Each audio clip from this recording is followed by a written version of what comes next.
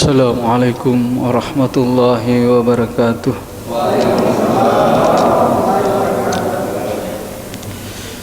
Alhamdulillahi alamin. Walhamdulillahilladzi kataba alaina bisiyam kama kataba alal ladzina min qablina la'allana minal muttaqin. Wassalatu wassalamu ala asrafil anbiya'i wal mursalin Sayyidina wa habibina wa syafi'ina wa nabiyana wa maulana Muhammadin wa ala alihi wa sahbihi ajma'in, amma ba'd.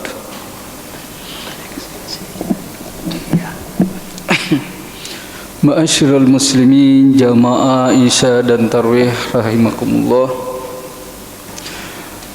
Pertama-tama tentunya marilah kita senantiasa memanjatkan puja dan puji syukur kita kepada Allah Subhanahu wa taala. Alhamdulillah atas segala limpahan nikmatnya kepada kita sekalian. Serta salam dan salawat mari kita senantiasa curahkan keribaan junjungan kita, Nabi kita, baginda Rasulullah Muhammad sallallahu alaihi wasallam. Allahumma shalli alaihi wasallam. Ma'asyiral muslimin, jamaah isya dan tarawih rahimakumullah. Anak atau keturunan adalah suatu karunia yang terbesar, yang cukup besar yang Allah berikan kepada kita. Olehnya itu, keturunan itu hendaknya jangan disia-siakan. Hendaklah betul-betul diperhatikan, karena anak itu bisa membawa kita, berikan dampak positif pada kehidupan kita dunia akhirat, dan bisa juga memberikan dampak negatif terhadap kehidupan dunia akhirat kita. Bagaimana supaya bisa memberikan dampak positif? Itu tergantung dari kita semua. Rasulullah bersabda dalam hadisnya, kullu mauludin yuladu alal fitrah. Setiap anak itu lahir dalam keadaan suci, fitrah. Artinya suci ada sesuatu yang tak ternodai. Apa itu? Tiada lain adalah fitrah itu sendiri, manusianya, hakikat manusianya. Di situ adalah iman. Jadi anak itu memang sudah beriman berlahir, karena memang sudah dibaiat sebelum lahir. Khalastu birabbikum qalu bala. Jadi 120 hari setelah dalam kandungan, artinya sudah sempurnalah tubuhnya, maka ditiupkan ruh, dan ruh setelah utuhlah jasad dan ruhnya dibaiat. Halastu birabbikum, apakah engkau sudah mengetahui Rabbmu, Rabb? Qalu bala syahidna, mengatakan iya, dan saya bersaksi. Begitu lahir maka dalam keadaan suci. Fa abwabuhu yuhawidani, nanti kedua orang tuanya yang membentuknya. Apakah itu bentuk dalam yuhawidani, menjadi Nasrani? Dalam artian bahwa mungkin anak kita kasih nama Muhammad ini, Abdul itu, mantap namanya, tetapi kelakuannya seperti orang Nasrani misalnya, atau Nasirani, atau seperti orang Nasrani, au majusani, itu seperti modelnya model orang Majusi. Nah, jadi kita tergantung dari bentukan kita setelah mereka lahir. Ya, alhamdulillah orang tua kita sekarang ini banyak yang perhatikan anak-anaknya, ada yang memasukkan ke dalam pesantren, tahfiz, seperti adinda kita tadi yang mengimami kita, subhanallah, begitu merdu suaranya dengan tajwid yang mantap. Mudah-mudahan ada adik kita yang lain mengikutinya. Bahkan ada yang bukan sekedar menghafal, mendalami, mentadabburi Al-Quran. Bagaimana dia memahami Al-Quran mulai dari maknanya, ya, sampai kepada hikmahnya. Tidak cukup itu, dia hakikat yang terkandung dalam Al-Quran. Nah, itu yang lebih mantap lagi. Jadi bukan sekedar hafal. Nah, kenapa harus anak kita supaya jangan menjadi beban buat kita? Kenapa harus menjadi bagus? Jangan menjadi beban. Bukankah Allah berfirman, ya ayyuhalladzina amanu, hai orang-orang yang beriman, la tulhikum amwalukum wala auladukum an dzikrillah. Janganlah menjadi penghalang harta bendamu, hartamu dan anak-anakmu untuk berzikir kepada Allah. Karena ya, fenomena ini sudah menjamur di mana-mana. Karena harta yang melimpah yang membuat kita beban pikiran, pikiran kita mengarah ke sana. Bagaimana mengaturnya, bagaimana menjaganya, bagaimana sampai kita tak kurang lagi untuk pikiran kita kepada berzikir kepada Allah. Wala auladukum, begitu juga anak-anak yang tidak terarah, membuat kita lalai untuk bersujud kepada Allah dengan sebaik-baiknya. Alhaaku muttakatsur hatta zurtumul maqabir. Jangan sampai harta yang berlimpah itu membuat kita bengah-bengahan, melalaikan kita sehingga nanti masuk ke dalam liang lahat. Nanti dekat kuburan baru kita, Rabbana, ya Tuhanku, abasarna, lihatlah deritaku, wasami'na, dan dengarkan jeritanku, narjina, farjina namal salihin, kembalikan saya ke bumi, saya akan berbuat amal saleh, inna mukinun, dan saya mau beriman sebaik-baik beriman. Terlambat, Pak, terlambat, Bu. Adakah orang kembali ke rahim ibunya? Sekiranya orang bisa kembali ke rahim ibunya, maka bisa juga orang dari kuburan dikembalikan ke bumi.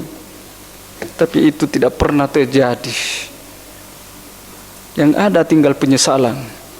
Ini kalau anak kita tidak terarah dan harta kita tidak kita atur baik-baik. Olehnya itu, mari kita didik baik-baik anak-anak kita sebaik-baiknya. Sudah ada contoh di depan kita yang bisa menjadi permata. Bukankah kita selalu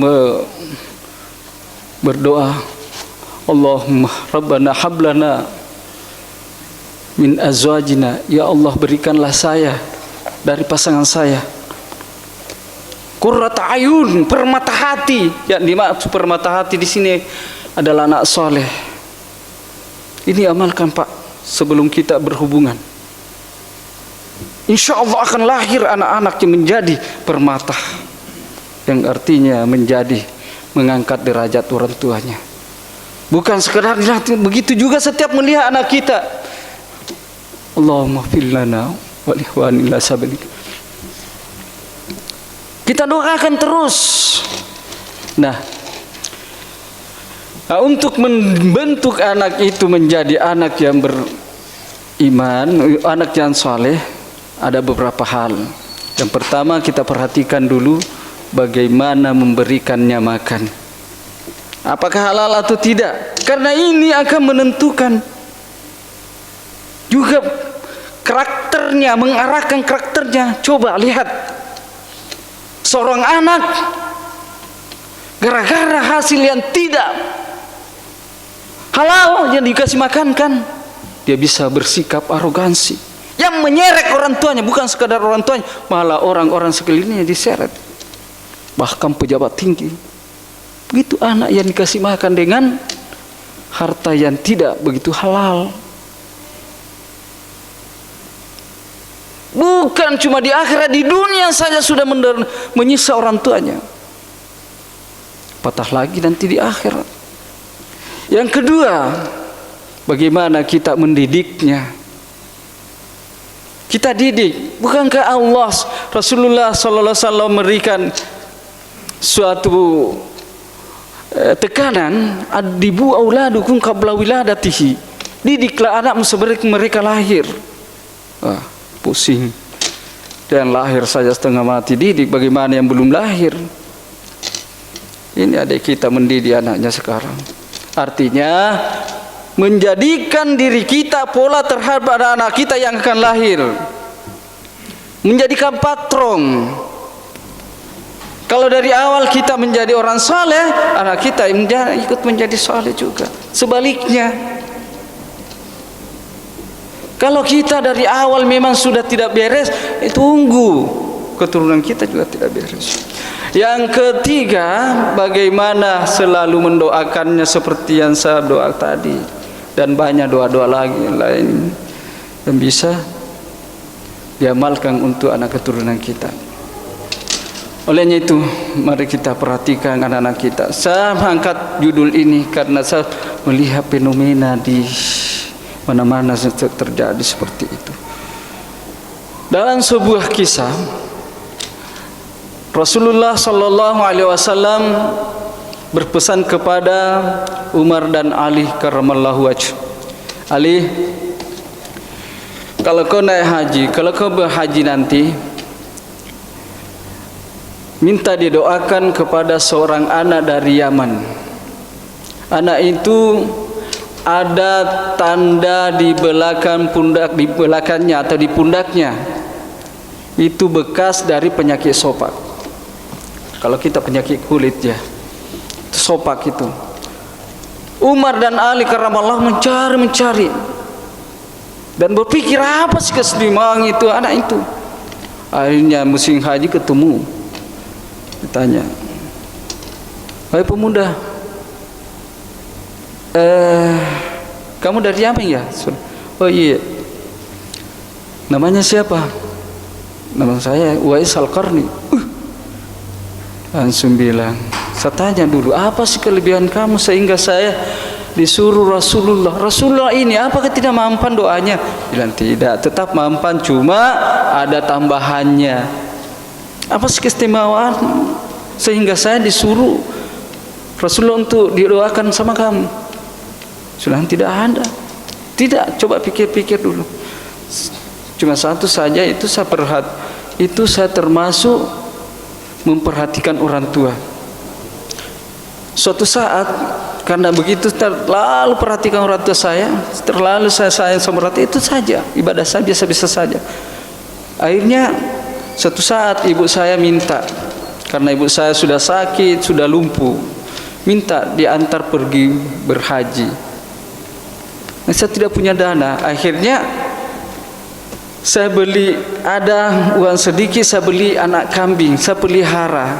Anak kambing itu saya kalau pagi saya gendong naik puncak bukit, kalau sore saya kasih turun lagi, gendong lagi turun ke kandangnya. Begitu setiap hari, sehingga saya dikatai seorang orang gila. Biasanya orang naik kuda, dia tuh dinaiki sama kambing.